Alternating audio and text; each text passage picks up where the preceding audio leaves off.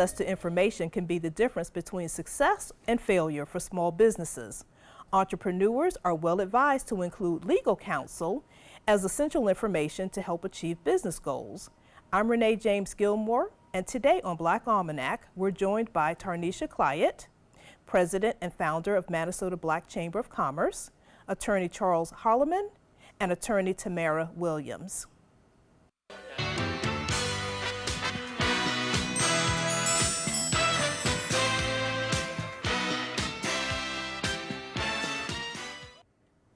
Ms. Clyett, thank you for joining us once again on Black Almanac. There's always so much going on at the Minnesota Black Chamber of Commerce. And one of the programs that we're so happy to hear you talk about this morning is going to be the program where your members can get free legal advice. So many times we forget as small businesses that that should be included with the toolkit that every small business needs to have. So tell us about this program. Well, we were definitely intentional about forming this format to give our chamber members an opportunity to gain membership as well as highlight their businesses as well. And like you just said, it's an opportunity for small businesses to gain knowledge and ask questions and to use those initiatives up under their tool belt. Thank you, thank you. And we have one of your members here, Mr. DeBose. Tell us why, Attorney DeBose, why every small business needs to have an attorney close by. Well, I think all business owners and individuals in general should talk to an attorney before they get involved in any business venture to make sure they're properly set up, make sure that their name hasn't been acquired by someone else, and just make sure that their ducks in a row before they start operating a business. It just helps from formatting purposes if it's done at the beginning as opposed to once things get involved to being in litigation. We deal with Mr. Holloman here who deals with transactional work and myself doing the litigation part. Why not save yourself some of the heartache of messing up something midstream that can be done and taken care of in the beginning. So. Well, let's talk just a moment about what things can be messed up, because you know, you're watching television, you see all these advertisements for come online, get a form, and that's all you need to know to operate a business. Your comment about going online to download a form to operate my business. Well, online documents are helpful to people who can't afford an attorney. However, the practice of law is a specialty. It's like the practice of medicine. I mean, you can go to the health store or to Walgreens or Walmart or wherever and get some aspirin to take care of a headache, but if you have a serious problem, you're going to go to a doctor or a hospital. When you're forming a business, something that's going to help you create a lifestyle, provide for your family, then you need to make sure you're going to, that's an emergency situation. So that's a doctor type situation. You go to a lawyer, someone who's trained in setting up businesses and trained in making sure they know what potholes you may encounter along the way as your business starts to grow, hopefully. So. Attorney Holloman, we have a saying in the business world, pay me now or pay me later. Mm-hmm. Can you give us some examples of a place where you can easily go afoul if you are a small business, any business for sure, but small businesses, since that is quite a lot of the chamber's membership, but where can we easily go awry if we are a small business from a legal perspective?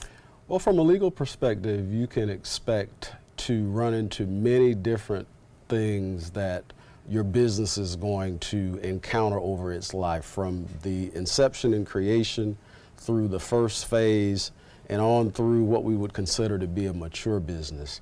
From a practical standpoint, you wouldn't want to establish, as Mr. DeBose has said, a business that has someone else's name and they're already operating a business of like kind.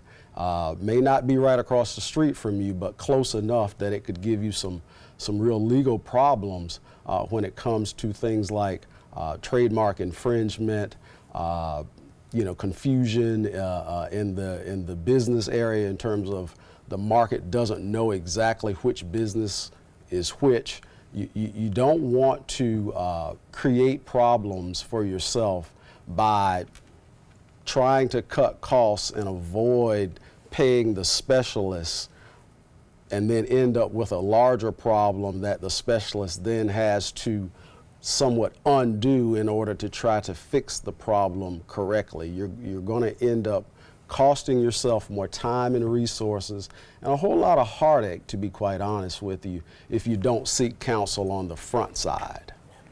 I imagine we put a lot of money into marketing and put a lot of money into how do we raise funds to operate the business.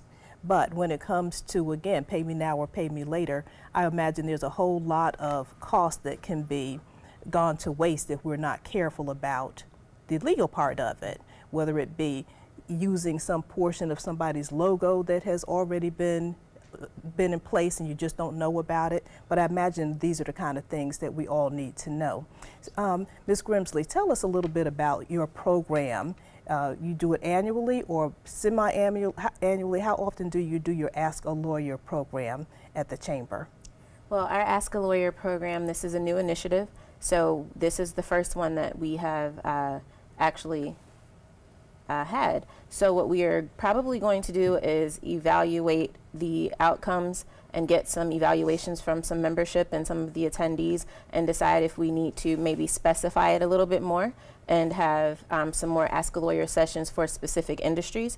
But we will continue to make sure that we host this program, and hopefully it'll be more than just once a year. Ms. Clyde, what was the inspiration for your Ask a Lawyer program? Well, we have a 5-star accreditation with the Chamber, and what we look at— And congratulations on that. Oh, thank you. What we look at is if your name's filed with the state of Florida, if you're a reputable business, if you are doing business on a up-and-up level. So we look at all those standpoints, and that's one of the initiatives that we have, and we birthed from that.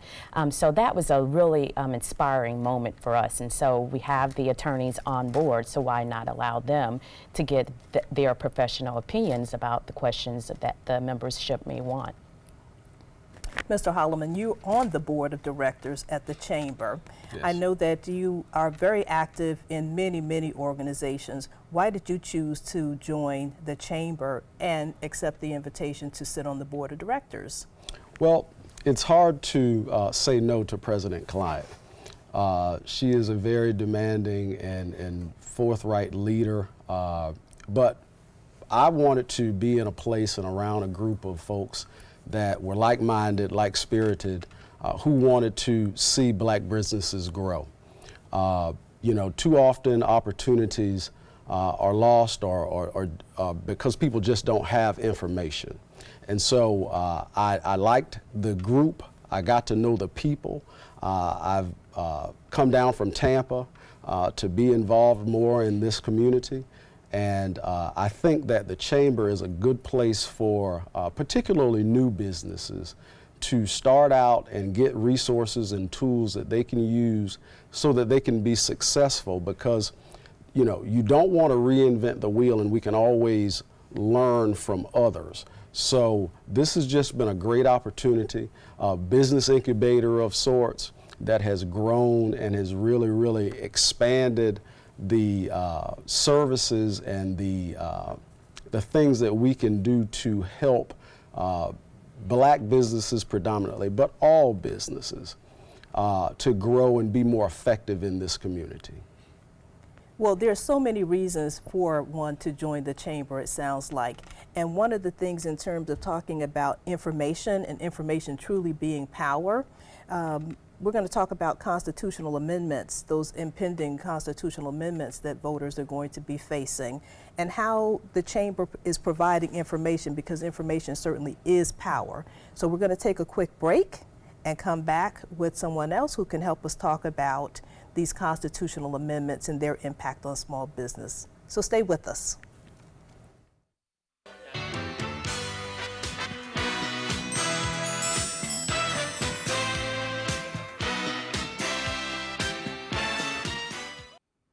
Attorney Williams, thank you for joining the panel today.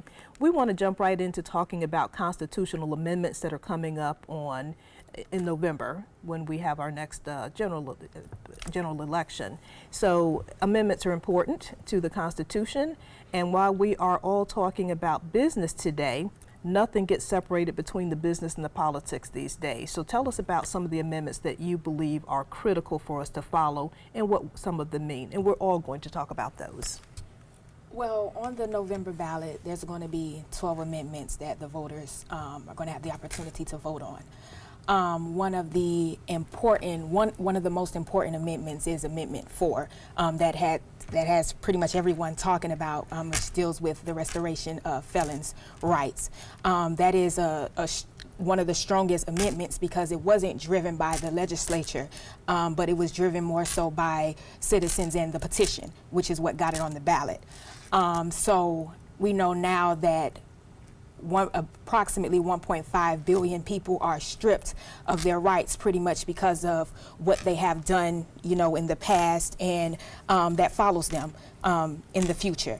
So in order for them to get their rights restored back, it takes for them years, and they also have to go through a clemency process. That amendment on the ballot, what we would like to do is to strip that, to pretty much say that once people that have nonviolent felons, once they have served their time and they have paid their debt to society, we want to give them those rights back, because we know now that once they have paid even though they have paid their debt to society, they still have problems getting a job.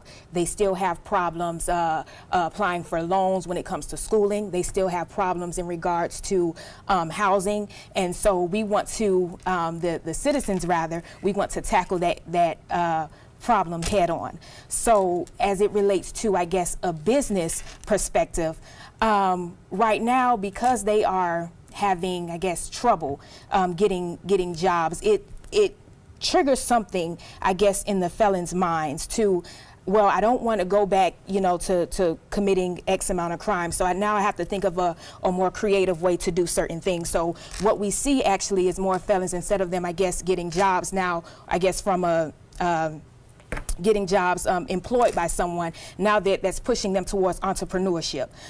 That's a great thing, but still at the same time, we still want them to have the same opportunities just as everybody else in society. And this is kind of a circling back, because there was a time in the state where once you served your time, you did get your rights restored.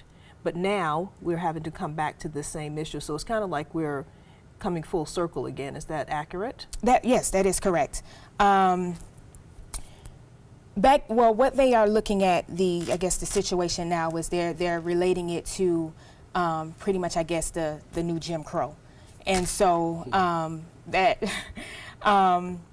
which is, I guess, what's, hurting most people within the state of Florida, because Florida is one of the last remaining states that don't allow felons to get their rights to vote.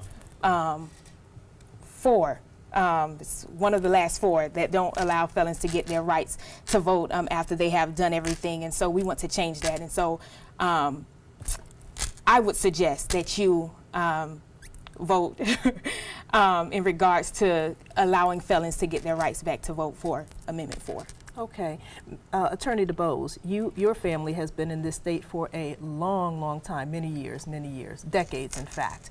And as we talk about the history of Florida, having such a difficult time accepting that people need to have the right to vote and we don't need to have a whole lot of hassles to go exercise our civic duty, what do you see happening right now with the coming back to Amendment 4, the need to have it passed? Well, I fully support it. I mean, it leads to a lot of voter disenfranchisement is what's really happening. And, it's a political move by Republican Party to keep primarily African-American voters and minority voters as a whole from voting and being a part of the process. And really that's what this amendment allows. It allows individuals who have committed a crime or done something, nonviolent offenders, to come back into society and be productive and be a part of that society automatically without having to go through some of the hoops that Attorney Williams mentioned and some of the hoops that they're required to satisfy before they automatically get those rights restored. After all, as Ms. Williams also mentioned, being one of 4 states that don't automatically renew rights, it's just an it's a good old boy situation to keep minorities out of the democratic process. And I feel strongly, and I would not suggest, I would encourage strongly that you vote in favor of the amendment because it will bring us into the new millennium. So. Attorney Holloman, for viewers who might say, why would we want felons or former felons to have their rights restored without giving them one last thing to do, what would you say? Well, you know, there's an old saying that when you pay your debt to society that, you know, you should be fully restored. And unfortunately, the Florida Constitution does not currently allow for that. This is an old law that has been on the Constitution for decades. And I believe the number is somewhere in the area of about 1.3 million voters that are affected, felons, that are affected by this law. So when you look at how a person re-enters society and what are some of the things that a person who is trying to transition, it would be important for them to do to get back on their feet. One thing is home ownership.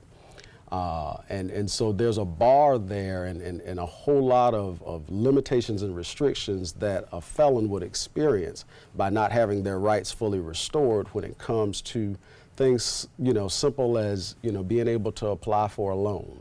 And so that brings to mind Amendment number 1, which talks about the increasing the homestead exemption. Currently it's $50,000 as a maximum homestead exemption that one could qualify for. The Amendment 1 would, if it goes into effect in 2019, would increase that to $75,000. And when you start looking at the housing economy turning around, it's a whole lot more first-time home buyers than there were, you know, a decade ago. You have to consider this is an amendment that could potentially make it easier for those to enter into the ranks of first-time home buyers. The companion amendment to that is number 2, which would put a cap on the property tax assessments on non-homestead property to 10%.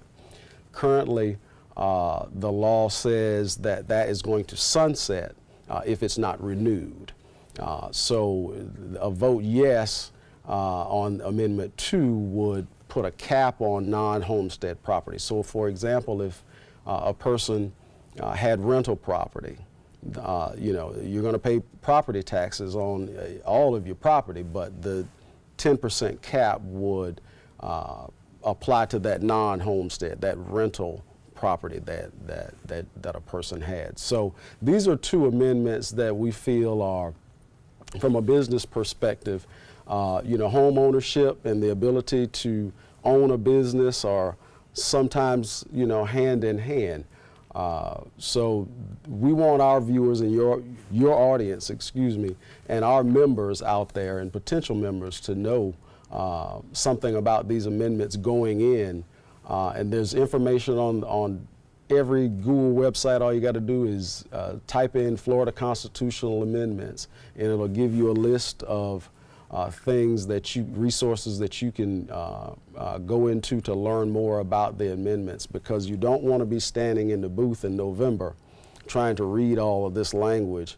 There's just not enough time. So you really need to prepare yourself and do your homework going in on these 12 amendments that'll be on the ballot in November.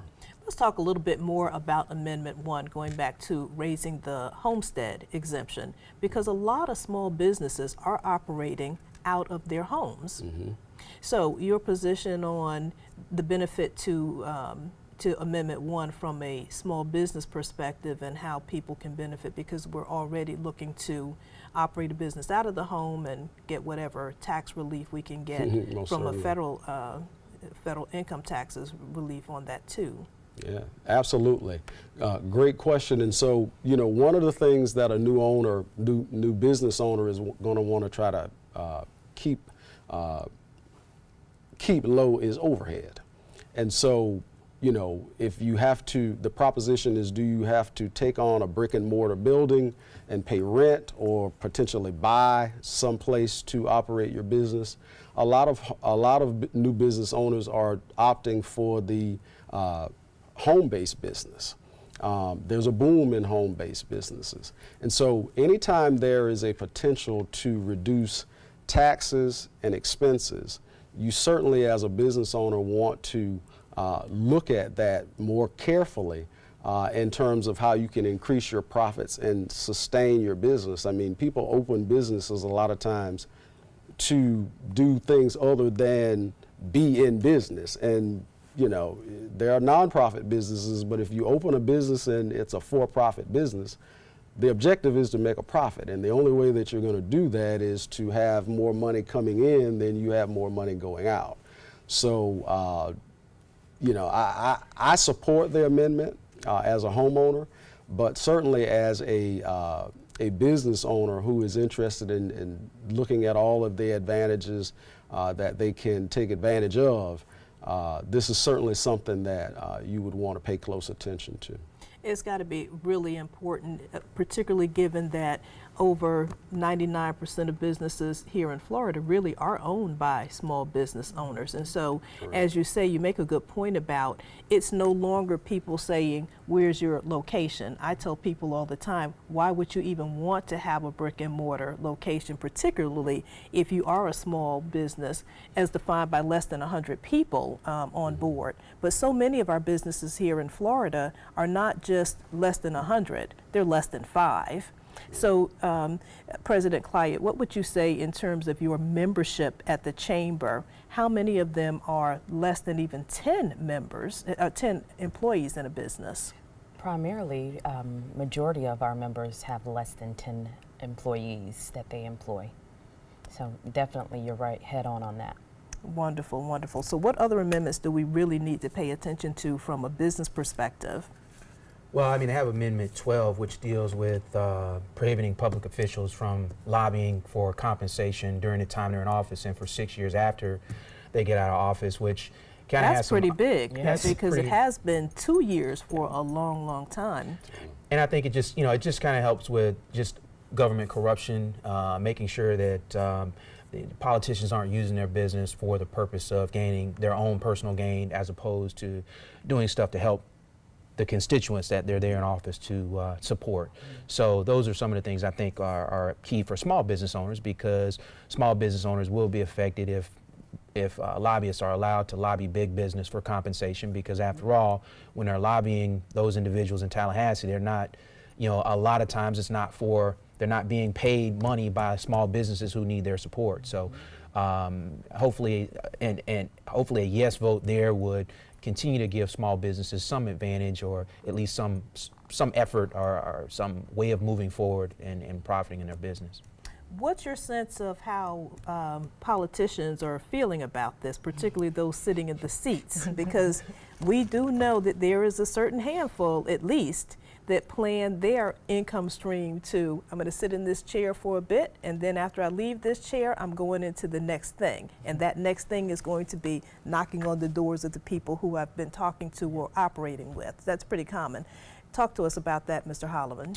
Well, you know, as a Tallahassee boy, I want to be able to go back home to Tallahassee. So I'm going to be careful with my comments. But in all seriousness, it is a great question, and I'm sure that there is a certain set of politicians, or a number of them, if you will, that are probably not very happy about this amendment if it were to pass, because the objective, you know, for them would be to, as soon as they are able to leave office as quickly as possible, they want to be able to try to, you know, make a profit or open a business that they could use their contacts that they had while they were, you know, in office. And so I'm sure that there are some that are opposed to it, but I agree with my colleague, Mr. DuBose, when he said that I think this is a way to somewhat level the playing field for small businesses,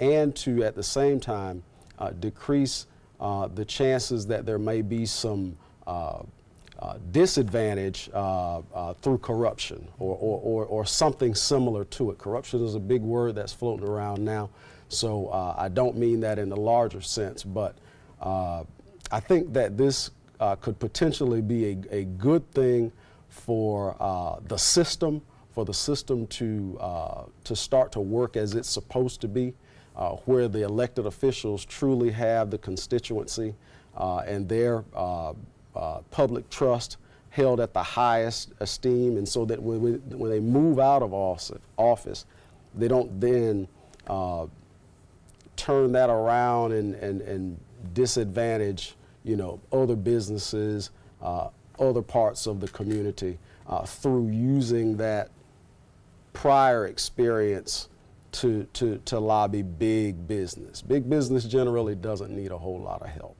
And I'm not a Tallahassee boy, and given how long it takes the legislature to act, I'll probably be dead and gone before there's any adverse consequence against me. But one of the things that both Attorney Holloman and I wanted to point out, I think is important in what we were saying, is that this ensures that the elected official is in that office for the right reason, or at least kind of gives more incentive for them to get in to the right reason as opposed to just going in for money, which is, you see a lot of groundswell organizations and politicians coming up really having concerns about what's going on in our society from a social standpoint, from a political standpoint, and from an equality standpoint. And if those individuals are in it for those reasons, then we hopefully will have a government that's working more for the people as opposed for the individuals and business standpoint. So that's, to me, it was key that, we make sure we hold these politicians to why are you really here? Commit to a long-term situation as opposed to financial gain. So. Excellent. President Clayette, you have brought together for us today such a very strong and powerful group of legal minds and business minds as well. So thank you for doing that. Thank you for having us. Talk to us just in the closing 30 seconds here about why it's important to join your chamber. It's important from the Minnesota Black Chamber to be a member of a Minnesota Black Chamber because it helps to expand the knowledge of a business owner. It helps with visibility. It helps with education. It helps with marketing. And we've been in existence for about 3-4 years now. We've grown and we have definitely been a force to be reckoned with. And we're very proud to highlight our members here today. And I think that we can definitely kind of brush our shoulders off by having our ancestors understand that we've carried the torch, and we're now going to pass that torch on to our children as well. And that's key for us. We're definitely going to be intentional about making segue for our children and for children to come. Well, thank you so much, all of you, for joining us. And for Black Almanac, I'm Renee James Gilmore.